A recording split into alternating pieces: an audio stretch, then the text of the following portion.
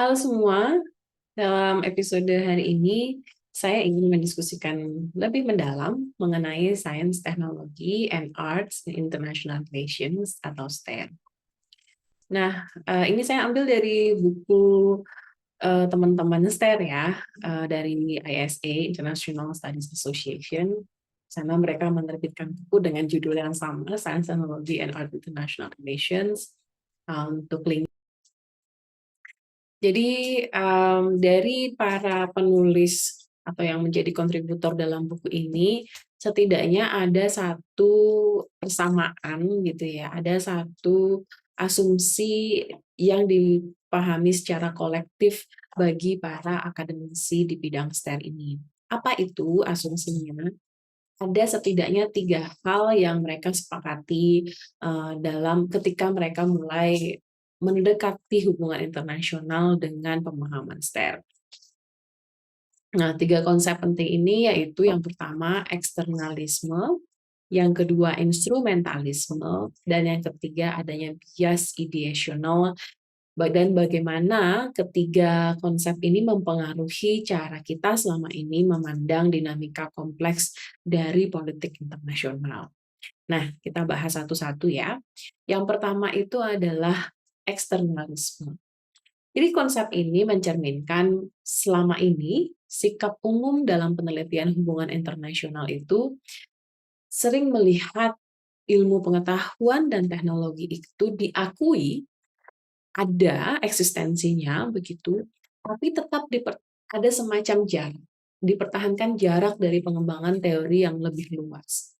Artinya sains dan teknologi itu hanya dipandang sebagai salah satu variabel, tapi tidak memberikan pengaruh yang cukup untuk membuat teori baru atau pemahaman baru tentang politik internasional.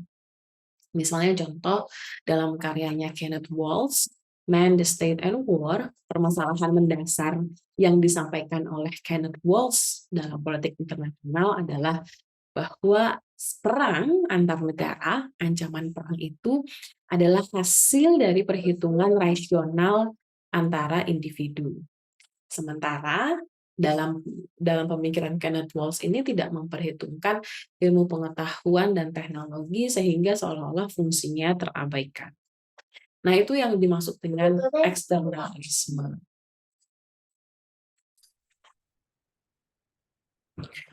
Lalu konsep yang kedua yaitu instrumentalisme.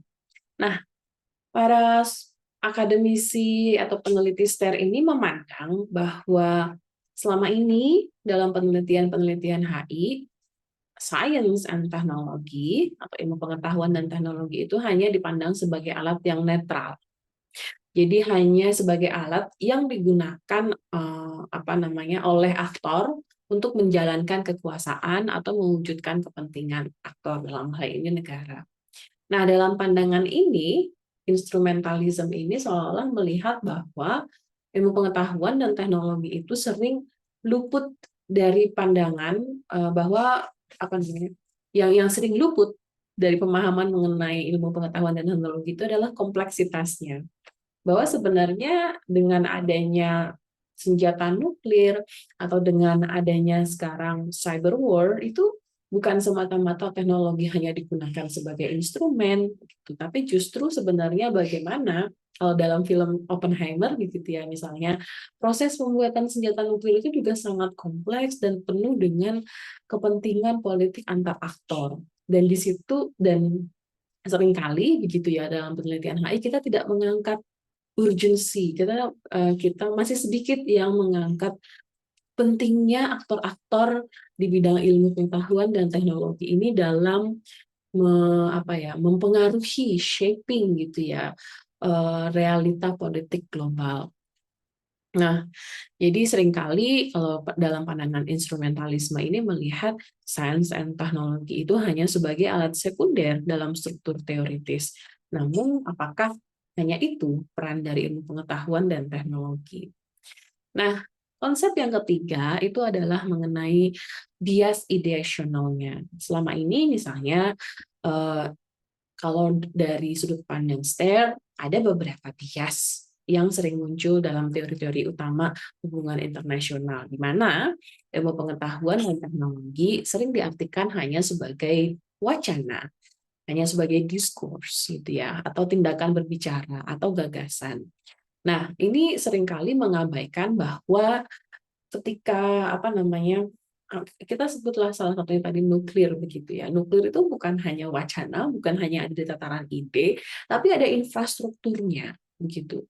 Nah, seringkali infrastruktur dan bagaimana sistem ilmu pengetahuan serta teknologi yang sebenarnya menjadi kunci, berperan kunci dalam menentukan apa namanya dinamika hubungan antar negara itu sering diabaikan. Nah, jadi itu itu menjadi salah satu bias ide dalam teori-teori hubungan internasional. Oleh karenanya, dari ketiga konsep ini, eksternalisme, instrumentalisme, dan juga bias ideasional ini, para para akademisi STER sepakat bahwa STER akhirnya menjadi penting, di mana kita perlu membawa narasi-narasi mengenai ilmu pengetahuan, teknologi, dan seni dalam dialog yang lebih luas dengan hubungan internasional.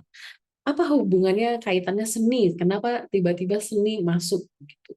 Karena sekarang dalam perkembangan kontemporer saat ini, teknologi dan seni itu sudah menjadi sangat lekat gitu ya, sehingga sangat susah untuk dibedakan. Ada banyak sekali teknologi-teknologi yang muncul sebagai artefak-artefak seni ataupun sebaliknya, sehingga menyebabkan isu mengenai seni juga menjadi sangat penting untuk dibahas. Kita melihat bagaimana ketiga elemen ini, ilmu pengetahuan, teknologi, dan seni, menjadi saling terkait dan sebenarnya mempengaruhi politik global secara lebih holistik.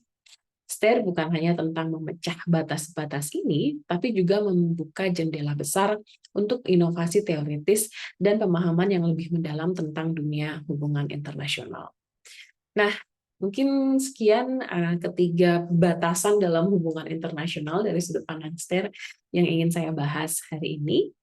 Untuk episode berikutnya, mungkin saya akan lebih membahas lalu apa kira-kira inovasi atau ide-ide baru yang ditawarkan dalam komunitas STER ini.